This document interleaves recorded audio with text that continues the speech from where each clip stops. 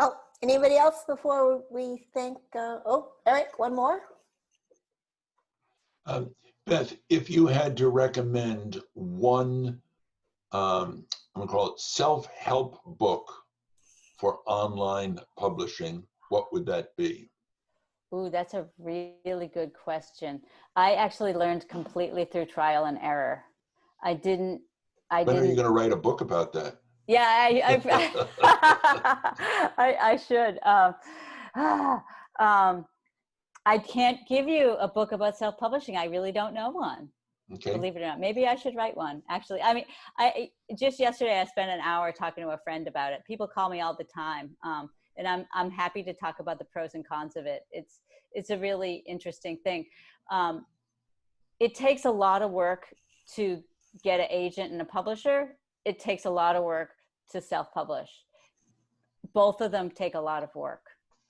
Both of them require a book of the quality that somebody, when they finish reading it, is going to turn around and tell their neighbor or their friend about it. So yeah, let me look into it, and I will, I'll send Sharon some titles. I'll look into, because then I'll flip through some books and see. Thank you. If you That want would be a book about enormously self-publishing. helpful. Thank you. In the meantime, Eric, I'm teaching a course for Stanford, July 18th and July 25th on comparing self-publishing and traditional publishing path. Terrific. You're going to post some info on that? You know where to find it. No, I'll send you an email. Thank you. Anybody else? Any more questions? Nancy? Beth, so thank you. This was so interesting. And I don't know that much about your background, but I wanted to ask, have you always been writing, or was this something you started doing with children's books, or did you do something before that? And then I also have a question, and my second part is unrelated, but on the marketing end for your book, when you self-published it, did you do things like MailChimp, or I see you have a website, so you had that, but so I guess the first question. Yeah, the first question, have I always been writing? I guess yes. I used to be an advertising copywriter. And I used to, you know, and then after that, I sort of became a marketing writer. So I've always been writing. The first thing I wrote was like a novel that was like about this young female spy. And I thought it was for like grownups. And my husband read it and he's like, you know, it sounds like she's like 14. And I realized that my voice was not like, you know, Ian Fleming. It was like more like, you know, a kid's book writer. And so it sort of came, it's much more natural for me to write for kids.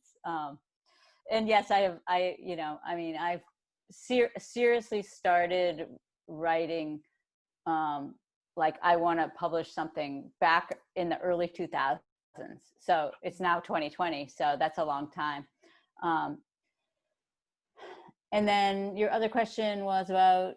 Just, I wondered if you used a lot of things like marketing through MailChimp or email, website. Yeah, I actually have MailChimp, but I don't use it a lot because you have to get email addresses from people, and that's really hard to get. So I'm gathering up a list, but it's not very big.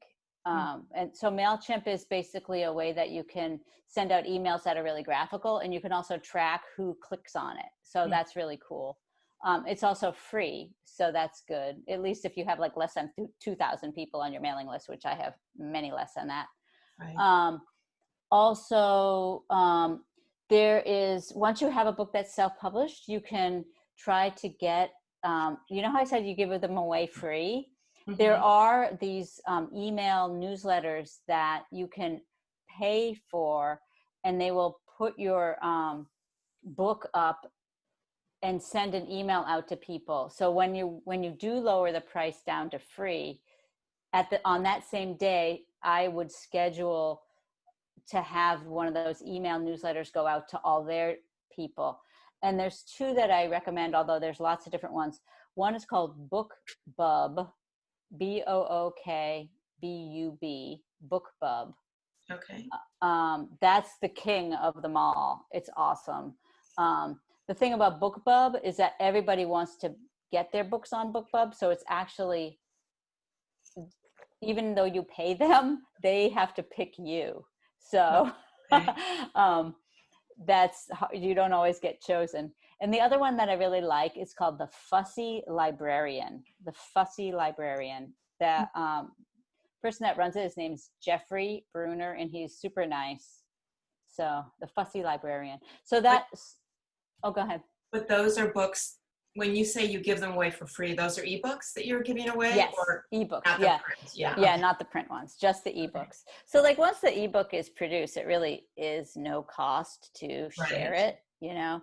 And so if you lower the price down to $0 for a day, you can really get a lot of books out there in the hands of people. The problem also with it though, is that a lot of people will download it and they're not necessarily in your target audience. And then they'll go back and like, I have a lot of people that are like, I don't think your book's funny at all. You know? And so it's like, that's the, it's like, yeah, because you're not 7, you know, like Right. if you're 7, you think it's funny. So I thought it was funny. What I saw, yeah. Well, I thought the excerpts were pretty funny. yeah, so, trust me, some people don't think it's funny. Yeah. But that's okay, because that's Right, that's why there's 2 million books out there. Like there's a book for everybody out there. Yeah. That's totally fine. Yeah. Thank you. Yeah, you're welcome. Yeah, thank you so much, Beth. I'm gonna let's all thank Beth now. And if you want to hang on afterwards, we can keep chatting. But thank you very much, Beth. You're welcome. Good to meet you all, and keep on writing. Okay. Okay.